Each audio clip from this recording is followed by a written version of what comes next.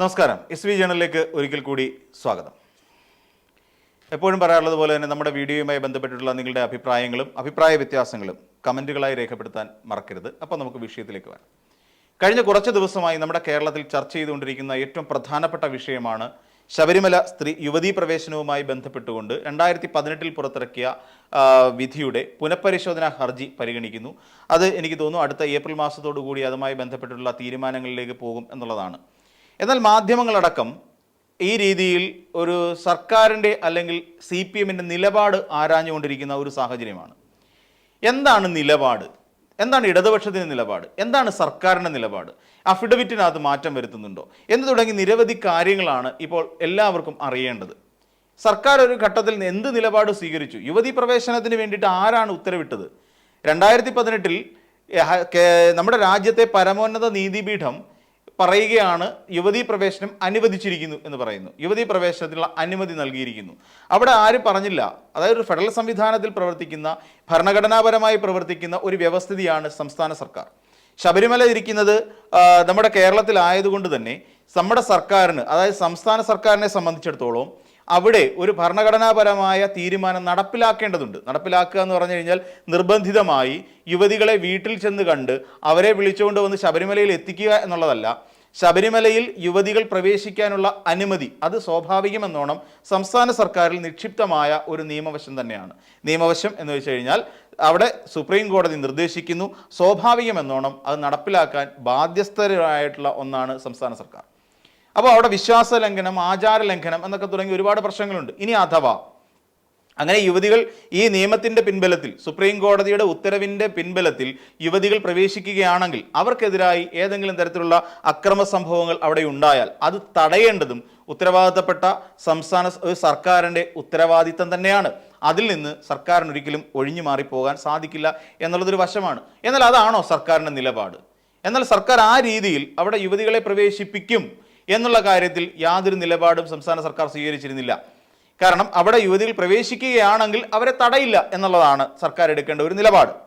എന്നാൽ ഇപ്പോൾ അതിൻ്റെ ഒരു റിവ്യൂ പെറ്റീഷൻ പരിഗണിച്ചിട്ട് അവിടൊപ്പം തന്നെ ഒരു പുനഃപരിശോധനയ്ക്ക് വേണ്ടി സുപ്രീം കോടതിയെ തയ്യാറെടുക്കുമ്പോൾ ഇപ്പോഴും സംസ്ഥാന സർക്കാരിൻ്റെ നിലപാട് എന്താണെന്ന് അറിയണം. അതായത് ഇവിടെ നമ്മൾ മനസ്സിലാക്കേണ്ട വളരെ കീ ആയിട്ടുള്ള ഒരു പോയിന്റ് എന്താണെന്ന് വെച്ച് കഴിഞ്ഞാൽ, ഇപ്പോൾ സംസ്ഥാന സർക്കാരിൻ്റെ ഏതെങ്കിലും ഉത്തരവ്, ഇപ്പം നിയമവകുപ്പ് മന്ത്രിയാണ് P. രാജീവ്, അദ്ദേഹത്തിൻ്റെ വായിൽ നിന്നെങ്ങാണം ഞങ്ങൾ യുവതീ പ്രവേശനത്തെ പിന്തുണയ്ക്കുന്നു എന്ന തരത്തിലൊരു വാക്ക് വീണ് കിട്ടാൻ വേണ്ടിയിട്ടാണ് പല മാധ്യമങ്ങളും ഇപ്പോൾ കിണഞ്ഞ് പരിശ്രമിച്ചുകൊണ്ടിരിക്കുന്നത്. അത് പാർട്ടിയുടെ നിലപാടാണോ സർക്കാരിൻ്റെ നിലപാടാണോ എന്നുള്ള തരത്തിൽ അതിനെ എങ്ങനെയെങ്കിലും ആ ഒരു നിലപാടിലേക്ക് കൊണ്ട് എത്തിക്കുക എന്നുള്ളത് മാധ്യമങ്ങൾ കിണഞ്ഞ് പരിശ്രമിച്ചുകൊണ്ടിരിക്കുക. കഴിഞ്ഞ ദിവസം P. രാജീവിനെ, എനിക്ക് തോന്നുന്നു അദ്ദേഹത്തിൻ്റെ സമര കാലഘട്ടങ്ങളിൽ പോലും അദ്ദേഹത്തെ ഒരു പോലീസ് ഉദ്യോഗസ്ഥൻ പോലും ഇതുപോലെ ചോദ്യം ചെയ്തിട്ടുണ്ടാവില്ല. അതുപോലെ മാധ്യമങ്ങൾ അദ്ദേഹത്തെ നിർത്തി ചോദ്യം ചെയ്യുകയാണ്.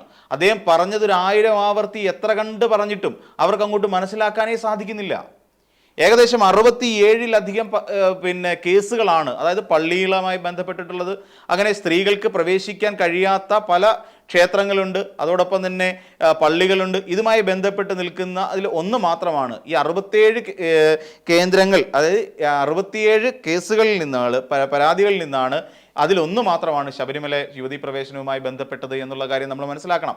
ഇങ്ങനെയുള്ള കാര്യങ്ങൾ, അത് നിരവധി കേസുകൾ പരിഗണിക്കുന്നതിൻ്റെ കൂട്ടത്തിൽ ഒന്നാണ് ശബരിമല. അപ്പോൾ ഇവിടെയാണ് നമ്മൾ മനസ്സിലാക്കാതെ പോകുന്ന ചില കാര്യങ്ങളുള്ളത്. അപ്പോഴും P. രാജീവ് പറയുന്നുണ്ട് 7ഓളം വരുന്ന ഭരണഘടനാപരമായ പ്രശ്നങ്ങളുണ്ട് ഇതിനകത്ത്. അതിനുള്ള എല്ലാ പരിഹാരവും സുപ്രീം കോടതിക്ക് കണ്ടെത്തേണ്ടതുണ്ട്. അവരെ ആശയക്കുഴപ്പത്തിലാക്കുന്ന 7ഓളം ഭരണഘടനാപരമായ പ്രശ്നങ്ങൾ അത് മനസ്സിലാക്കിക്കൊണ്ട് മാത്രമേ മുന്നോട്ട് പോകാൻ കഴിയുകയുള്ളൂ, ഇക്കാര്യത്തിൽ തീരുമാനം പറയാൻ കഴിയുള്ളൂ. സുപ്രീം കോടതി പോലും ഇക്കാര്യത്തിൽ ആശയക്കുഴപ്പത്തിൽ നിൽക്കുന്ന ഒരു സാഹചര്യമാണ് ഉള്ളത് എന്നുകൂടി P. രാജീവ് മന്ത്രി പറഞ്ഞിട്ട് കൂടി മാധ്യമങ്ങൾക്ക് നിങ്ങളുടെ നിലപാട് പറയൂ. എങ്ങനെയാണ് സുപ്രീം കോടതി പോലും ഒരു കാര്യത്തിൽ ഒരു നിലപാടെടുക്കാൻ മടിച്ചു നിൽക്കുമ്പോൾ, അല്ലെങ്കിൽ ആശയക്കുഴപ്പത്തിലിരിക്കുന്ന സാഹചര്യത്തിൽ സംസ്ഥാന സർക്കാരിനോ ഇവിടുത്തെ CPM എന്ന് പറയുന്ന പാർട്ടിക്കോ എങ്ങനെയാണ് ഒരു നിലപാട് പറയാൻ കഴിയുക? നിലപാടല്ല പറയേണ്ടത് അവിടെ. ഇതൊന്നും പറ്റിയില്ലെങ്കിൽ ഒരു അഫിഡവിറ്റ് മാറ്റി കൊടുത്തൂടെ എന്ന് ചോദിക്കുകയാണ്. അതിനൊക്കെ ഓരോ കാലങ്ങളിൽ, ഇപ്പോൾ മാർച്ച് മാസം വരെ അതിന് സമയം കൊടുത്തിട്ടുണ്ട്, മാർച്ച് 14 വരെ സമയം കൊടുത്തിട്ടുണ്ട്. ആ സമയത്തിനുള്ളിൽ ഭരണഘടനാപരമായ തീരുമാനം അനുസരിച്ച് അതോടൊപ്പം ആരോടൊക്കെ ഇക്കാര്യങ്ങൾ ആലോചിക്കണമോ അതെല്ലാം ആലോചിച്ച് കണ്ട് തീരുമാനമെടുക്കാനേ കഴിയുള്ളൂ. എന്നിട്ടും ചോദിക്കുകയാണ്, ഇത് നിലപാട് പറയും. എന്തിനാണ് ഇവിടെ മറ്റൊരു തരത്തിൽ ആ നിലപാട് ഏതെങ്കിലും തരത്തിൽ ആ യുവതീ പ്രവേശന വിഷയത്തെ ഞങ്ങൾ അംഗീകരിക്കുന്നു, അല്ലെ യുവതീ പ്രവേശനത്തെ ഞങ്ങൾ അംഗീകരിക്കുന്ന ഒരു സർക്കാരാണ് ഇത് എന്ന് എപ്പോഴെങ്കിലും ഒരു വാക്ക് വീണാൽ ശബരിമലയിലെ വിശ്വാസത്തെ തകർക്കാൻ വേണ്ടി ശ്രമിക്കുന്നു, വിശ്വാസികളുടെ വിശ്വാസത്തെ കുത്തിനോവിക്കാൻ ശ്രമിക്കുന്നു എന്നതടക്കമുള്ള ദുഷ്പേരുകളും പിന്നെ അതോടൊപ്പം ആരോപണങ്ങളുമായി ഇവിടെ കളം പിടിക്കാൻ തയ്യാറായി നിൽക്കുകയാണ് പ്രതിപക്ഷ കക്ഷികൾ. ഒന്ന് UDF ആണെങ്കിലും NDA ആണെങ്കിലും. നമുക്കറിയാം 2018 അങ്ങനെ ഒരു വിധി ഉണ്ടായ സാഹചര്യത്തിൽ കേരളത്തിന് തുടർന്നങ്ങോട്ട് ആ മണ്ഡലകാലത്തിൽ കേരളം നേരിടേണ്ടി വന്നത് എന്തായിരുന്നു എന്ന് നമുക്കറിയാം. കലാപസമാനമായ അന്തരീക്ഷത്തിലൂടെ നമ്മൾ കടന്നുപോയി. സ്ത്രീകൾക്കെതിരായി അവരെ തലയ്ക്ക് തേങ്ങ എടുത്തടിക്കുന്നു, തേങ്ങ കൊണ്ട് എറിയുന്നു, അവരെ ആക്രമിക്കുന്നു, ചാനലുകാർ അങ്ങോട്ട് കയറി ചെല്ലുമ്പോൾ അവരുടെ വാഹനം തല്ലി തകർക്കുന്നു എന്ന് വേണ്ട നമ്മുടെ നാടിൻ്റെ തന്നെ ഒരു സുരക്ഷയെ പോലും ബാധിക്കുന്ന തരത്തിലേക്ക്, ക്രമസമാധാനത്തെ പോലും ഇല്ലാതാക്കുന്ന തരത്തിലായി അത്തരത്തിലുള്ള ചിന്താഗതികൾ എന്നുള്ള കാര്യം നമ്മൾ മറന്നു പോകരുത്. അപ്പോൾ ആ രീതിയിലേക്ക് വീണ്ടും കേരളത്തെ കൊണ്ട് എത്തിക്കാൻ വേണ്ടിയിട്ടുള്ള ഒരു ശ്രമത്തിലേക്കാണ് ഇപ്പോൾ സത്യത്തിൽ മാധ്യമങ്ങൾ പോലും അങ്ങനെ ശ്രമിച്ചുകൊണ്ടിരിക്കുന്നത്. അത് തെറ്റായ പ്രവണതയാണ് എന്ന് പറയേണ്ടി വരും. ഇനിയിപ്പോൾ കഴിഞ്ഞ 1000 ആവർത്തി പറയുന്ന, അതായത് 7 പ്രധാന ഭരണഘടനാ പ്രശ്നങ്ങളുണ്ട്. ആ പ്രശ്നങ്ങൾ എന്തൊക്കെയാണെന്ന് നമുക്ക് നോക്കാം. ഒന്ന്, ഭരണഘടനാപരമായ തുല്യത എന്ന് പറയുന്നൊരു കാര്യമുണ്ട്. അതായത് ആർട്ടിക്കിൾ 14 15. അതിനകത്ത് എന്താ പറയുന്നത്? ലിംഗത്തിന്റെ അടിസ്ഥാനത്തിൽ ആരാധനാലയങ്ങളിൽ പ്രവേശനം നിഷേധിക്കുന്നത് ഭരണഘടന ഉറപ്പ് നൽകുന്ന തുല്യതയ്ക്ക് വിരുദ്ധമാണ് എന്നുള്ളതാണ് അതിനകത്തിലെ ആദ്യത്തെ പ്രശ്നം. അപ്പോൾ ഈ പറയുന്ന ലിംഗഭേദത്തിന്റെ അടിസ്ഥാനത്തിൽ ആരാധനാലയങ്ങളിൽ എന്ത് ചെയ്യാൻ പാടില്ല? പ്രവേശനം നിഷേധിക്കാൻ പാടില്ല. അത് എന്താണ്? ഭരണഘടന അനുവദിക്കുന്ന തുല്യതയ്ക്ക് വിരുദ്ധമാണ് എന്ന് പറയുന്നത് ഒന്ന് ആർട്ടിക്കിൾ 14 15 ഇതിൽ വരുന്നതാണ്. പിന്നെ മറ്റൊരു വിഷയം മതസ്വാതന്ത്ര്യം. അത് ആർട്ടിക്കിൾ 25 ബന്ധപ്പെട്ടിട്ടാണ്. വിശ്വാസികൾക്ക് അവരുടെ മതം അനുഷ്ഠിക്കാനും ആചരിക്കാനുമുള്ള സ്വാതന്ത്ര്യമുണ്ട്. എന്നാൽ ഇത് പൈതൃകത്തിനും പൊതുക്രമത്തിനും ആരോഗ്യത്തിനും ധാർമ്മികതയ്ക്കും വിധേയമാണ് എന്നുള്ളതും അതിനകത്ത് പറയുന്ന ആർട്ടിക്കിൾ 25 മതസ്വാതന്ത്ര്യത്തിനകത്ത് പറയുന്നൊരു കാര്യം കൂടിയാണ്. അതായത് എല്ലാ ആളുകൾക്കും, വിശ്വാസികളായിട്ടുള്ള എല്ലാ ആളുകൾക്കും അവരുടെ മതം എന്തൊക്കെയാണോ പറയുന്ന കാര്യങ്ങൾ അത് അനുഷ്ഠിക്കാനും ആചരിക്കാനും ഒക്കെയുള്ള സ്വാതന്ത്ര്യം അനുവദിച്ചു കൊടുക്കുന്നുണ്ട്. എന്നാൽ ഇത് പൊതുക്രമത്തിനും, അതായത് നമ്മുടെ ഒരു പൊതുജീവിത രീതിക്കും അതോടൊപ്പം തന്നെ നമ്മുടെ ആരോഗ്യത്തിനും ധാർമ്മികത എന്ന് പറയുന്ന ഒരു കാര്യത്തിനും കൂടി ഉൾപ്പെടുന്ന ഒന്നാണ്. ഇതെല്ലാം അടിസ്ഥാനപ്പെടുത്തി മാത്രമേ നമ്മൾ അത്തരത്തിലുള്ള ആചാരങ്ങളിലേക്കും അനുഷ്ഠാനങ്ങളിലേക്കും കടക്കാൻ പാടുള്ളൂ എന്നുള്ളതാണ്. ഇപ്പം ആചാരം എന്ന് നമ്മൾ പറയുന്നു, ഇപ്പം നരബലി. അപ്പോൾ ആ നരബലി എന്ന് പറയുന്ന ഒരു ആചാരം എങ്ങനെ മതവുമായി ബന്ധപ്പെട്ട് നിൽക്കുന്ന ഒന്നാണെങ്കിൽ തന്നെയും അത് നമ്മുടെ പൊതുക്രമത്തിന് പ്രശ്നമാണ്, അത് നമ്മുടെ ആരോഗ്യത്തിന് പ്രശ്നമാണ്, ധാർമ്മികതയ്ക്ക് പ്രശ്നമാണ്. അപ്പോൾ ചില ആചാരങ്ങളും അനുഷ്ഠാനങ്ങളും ഒക്കെ പിന്നെ ഗുരുതി എന്ന് പറയുന്ന ഒരു കാര്യമുണ്ട്. അപ്പോൾ അതൊക്കെ നമ്മൾ അവതരിപ്പിക്കുമ്പോൾ അത് മതസ്വാതന്ത്ര്യമാണ് നമ്മൾ പറഞ്ഞിട്ട് കാര്യമൊന്നുമില്ല. അതിപ്പോൾ പൊതുക്രമത്തിനനുസരിച്ച്, അതായത് പൊതു നിയമത്തിനനുസരിച്ച് പോകണം. അതോടൊപ്പം നമ്മുടെ ധാർമ്മികതയെ ബോധ്യപ്പെടുത്തുന്ന ഒന്നുകൂടി ആവണം എന്നുള്ളതാണ് ഈ പറയുന്ന ആർട്ടിക്കിൾ 25. അതൊരു വലിയ പ്രതിസന്ധിയായിട്ടാണ് നിൽക്കുന്നത്.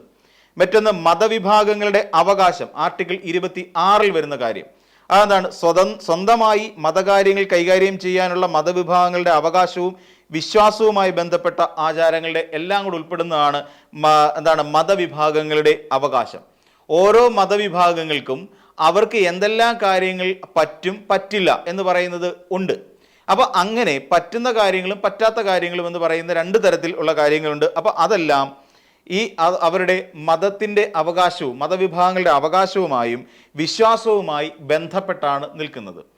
അങ്ങനെ അതും ആയി ബന്ധപ്പെട്ട് ഇപ്പോൾ സ്ത്രീകൾ ഇപ്പം ഇസ്ലാം മതത്തിൽ ബന്ധപ്പെട്ട് നോക്കുകയാണെങ്കിൽ സ്ത്രീകൾക്ക് പള്ളിയിൽ പ്രവേശിക്കാനുള്ള അനുമതിയില്ല. അത് അവരുടെ മതത്തിൻ്റെ അവകാശമാണ്. അതോടൊപ്പം നമ്മൾ ശബരിമലയുമായി ബന്ധപ്പെട്ട് വരുന്ന കാര്യവും അത് അങ്ങനെ നിൽക്കുന്ന ഒരു കാര്യമാണ്. അതും ശബരിമലയുമായി ബന്ധപ്പെട്ട് യുവതികളെ പ്രവേശിക്കാൻ പാടില്ല എന്നുള്ളത് അവിടുത്തെ മതപരവുമാണ് ആചാരപരവുമായ കാര്യമാണ്. അപ്പോൾ ഈ കാര്യങ്ങളിലും ഇപ്പോഴും സുപ്രീം കോടതിക്ക് ഒരു ഉത്തരം കണ്ടെത്താൻ കഴിയാത്ത വിഷയം തന്നെയാണ്. പിന്നെ അവിഭാജ്യമായ ആചാരങ്ങൾ, എസെൻഷ്യൽ റിലീജിയസ് പ്രാക്ടീസസ്, ERP എന്ന് പറയും. അടുത്ത വകുപ്പ് ഇതാണ്. അതെങ്ങനെയാണ്? ശബരിമലയിലെ യുവതീ പ്രവേശനം നിഷേധിക്കുന്നത് ആ മതവിഭാഗത്തിൻ്റെ അവിഭാജ്യമായ ആചാരമാണോ അതോ സാമൂഹിക വിവേചനമാണോ എന്നുള്ള തർക്കവും ഇക്കാര്യത്തിലുണ്ട്. അതായത് ശബരിമല യുവതി പ്രവേശിക്കുകയോ പ്രവേശിക്കാതിരിക്കുകയോ, ഇനി അഥവാ പ്രവേശിച്ചാൽ അത് അല്ലെങ്കിൽ ആ പ്രവേശനം നിഷേധിക്കുന്നത് ആ മതവിഭാഗത്തിൻ്റെ അവിഭാജ്യമായ ആചാരമാണോ എന്നുള്ളതാണ്. അതായത് ആ മതവിഭാഗത്തിൽ അങ്ങനെ നിഷ്കർഷിച്ചിട്ടുണ്ടോ? തീർച്ചയായിട്ടും യുവതികൾ ആ ശബരിമലയിൽ പ്രവേശിക്കാൻ പാടില്ല എന്നുള്ളത് നിഷ്കർഷിച്ചിട്ടുണ്ടോ? അതോ പിന്നെ സാമൂഹിക വിവേചനമാണോ? ഇനി അതല്ല, സ്ത്രീകളെ അകറ്റി നിർത്തുന്നതിൻ്റെ ഭാഗമായിട്ടൊരു വിവേചനപരമായി സ്ത്രീകളെ മാറ്റി നിർത്തുന്നതിൻ്റെ ഭാഗമായിട്ടാണോ എന്നുള്ള ഒരു തർക്കം ഇപ്പോഴും നിലനിൽക്കുന്നുണ്ട് എന്നുള്ളതും സുപ്രീം കോടതിയെ സംബന്ധിച്ചിടത്തോളം ആശയക്കുഴപ്പം ഉണ്ടാക്കുന്ന കാര്യങ്ങൾ തന്നെയാണ്. ഇനി ഇതൊക്കെ ഭരണഘടനാപരമായ പ്രശ്നങ്ങളാണ്. ഇതെല്ലാമാണ് പി രാജീവ് വിശദീകരിക്കാൻ ശ്രമിച്ചത്. ഇതിലൊന്നും വിശദീകരിക്കാൻ ശ്രമിക്കുന്ന സാഹചര്യങ്ങളിൽ ഇതിനെ അദ്ദേഹത്തെ അനുവദിക്കാതെ പോവുകയാണ് ഉണ്ടായത്. മറ്റൊന്നെന്ന് പറഞ്ഞാൽ ദൈവത്തിൻ്റെ, അതായത് ഏതൊരു ക്ഷേത്രമാണെങ്കിലോ അതൊരു പ്രതിഷ്ഠയുടെ അവകാശം എന്ന് പറയുന്നത്, നൈഷ്ഠിക ബ്രഹ്മചാരിയായ അയ്യപ്പസ്വാമിയുടെ അവകാശങ്ങളും സങ്കല്പങ്ങളും അതും ആലോചിക്കേണ്ട ഘടകമാണ്, അല്ലാതെ തീരുമാനം എടുക്കാൻ കഴിയില്ല.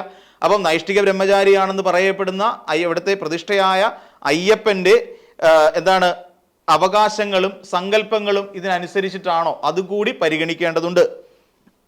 മറ്റൊന്ന് പൊതുജനാരോഗ്യം, അതായത് പബ്ലിക് ഓർഡർ അല്ലെങ്കിൽ മൊറാലിറ്റി എന്ന് പറയും. മതപരമായ ആചാരങ്ങൾ പരിപാലിക്കുന്നതും തുല്യതയ്ക്കുള്ള അവകാശവും തമ്മിലുള്ള ഭരണഘടനാപരമായ സന്തുലിതാവസ്ഥ.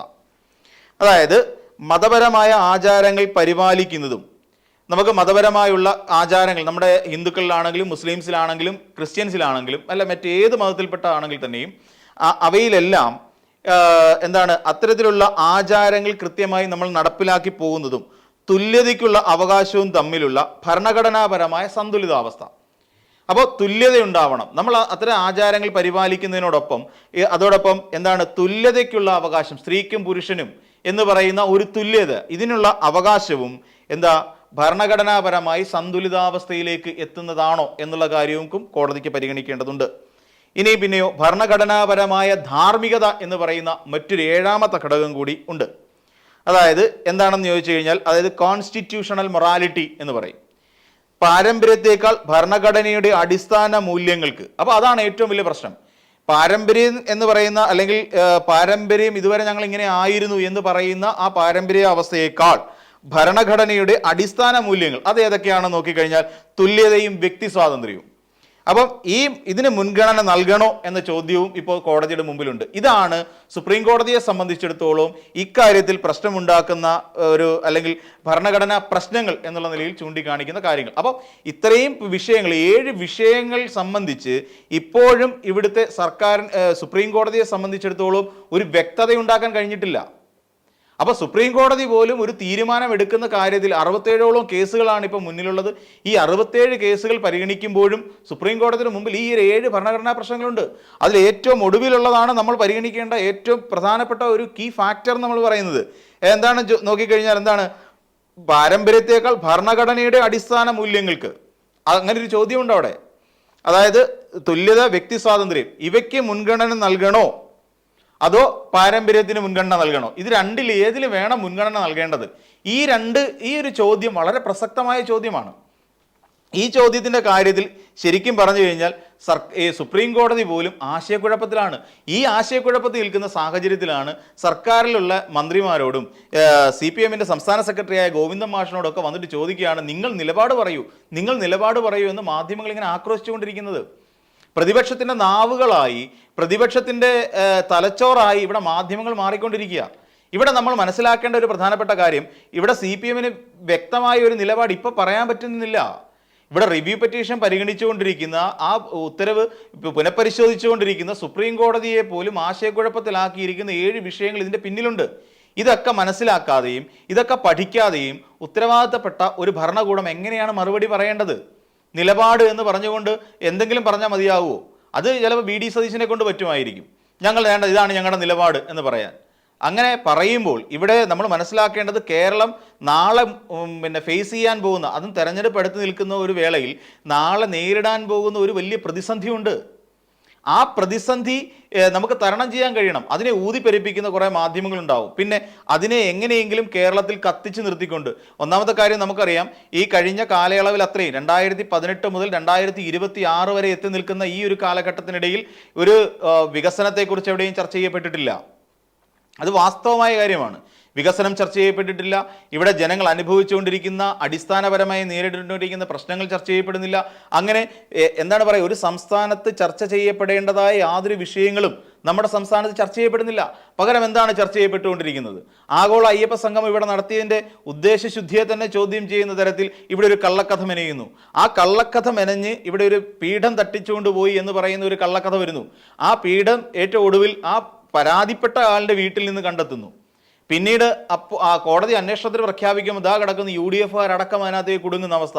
വാജിവാഹനവും അതോടൊപ്പം തന്നെ കള്ളത്തരം കാണിച്ചുകൊണ്ട് ഇവിടെ ശബരിമലയിലെ കൊടിമരം മാറ്റിവെക്കുന്ന ഉൾപ്പെടെയുള്ള കാര്യങ്ങളുമായി ബന്ധപ്പെട്ടുകൊണ്ട് വല്ലാത്ത ഒരു കെണിയിലേക്ക് UDF പോലും അകപ്പെടുന്ന ഒരു കാഴ്ചയിലേ കാണുന്നത്.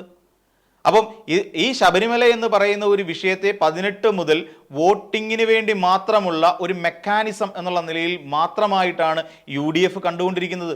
ഞങ്ങളെന്തോ വിശ്വാസ സംരക്ഷകരാണ്, ഞങ്ങൾ വിശ്വാസ സംരക്ഷണത്തിനായിട്ട് പോകുന്നു എന്നല്ലേ പറഞ്ഞുകൊണ്ട് നടക്കുന്നത്.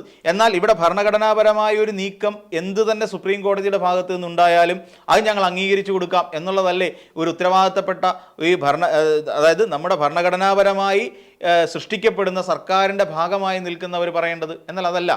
അത് പറയുന്നതുകൊണ്ട് ഞങ്ങൾക്ക് 10 തൊട്ട് കൂടുതൽ കിട്ടുമെങ്കിൽ ഞങ്ങൾ അങ്ങനെ നിൽക്കുന്നു. അതായത് ഭൂരിപക്ഷത്തെ പ്രീണിപ്പിക്കാൻ വേണ്ടി ശ്രമിച്ചുകൊണ്ടിരിക്കുന്നു. എന്നാൽ ഇത് ശബരിമലയുടെ മാത്രം വിഷയമല്ല. ജൈനന്മാരുടെയും പാഴ്സികളുടെയും പിന്നെ മുസ്ലിങ്ങളുടെയും ക്രിസ്ത്യാനികളുടെയും എല്ലാവരുടെയും ദേവാലയങ്ങളുമായി ബന്ധപ്പെട്ടുകൊണ്ടുള്ള കേസുകളാണ് ഇപ്പോൾ പരിഗണിച്ചുകൊണ്ടിരിക്കുന്നത്. അപ്പോൾ സംസ്ഥാന സർക്കാർ നിലപാട് പറയണം, CPM നിലപാട് പറയണം. ഇത് ഇങ്ങനെ ഒരു മണ്ടത്തരം നിറഞ്ഞ ചോദ്യങ്ങളാണ് ശരിക്കും പറഞ്ഞാൽ ഉണ്ടായിക്കൊണ്ടിരിക്കുന്നത്. അതിൽ സത്യത്തിൽ P. രാജീവിനെ പോലുള്ള ഒരു മന്ത്രി വളരെ കൃത്യമായി വളരെ പൊളൈറ്റായിട്ട് പറയേണ്ട കാര്യങ്ങൾ വളരെ വ്യക്തതയോട് കൂടിയിട്ട് അവതരിപ്പിച്ചു കഴിഞ്ഞു.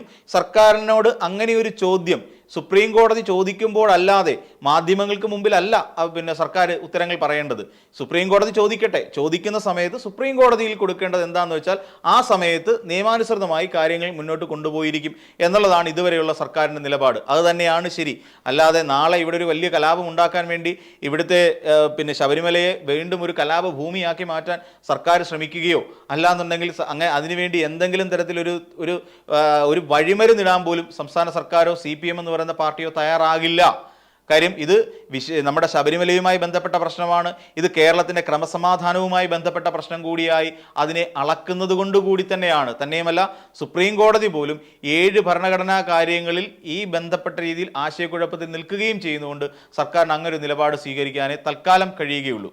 അപ്പോൾ നിലപാട് ചോദിക്കുന്നവർ ഇവിടെ നാട്ടിൽ കലാപം സൃഷ്ടിക്കാൻ ശ്രമിക്കുന്നു എന്നുള്ളതാണ് നമ്മൾ മനസ്സിലാക്കേണ്ടത്.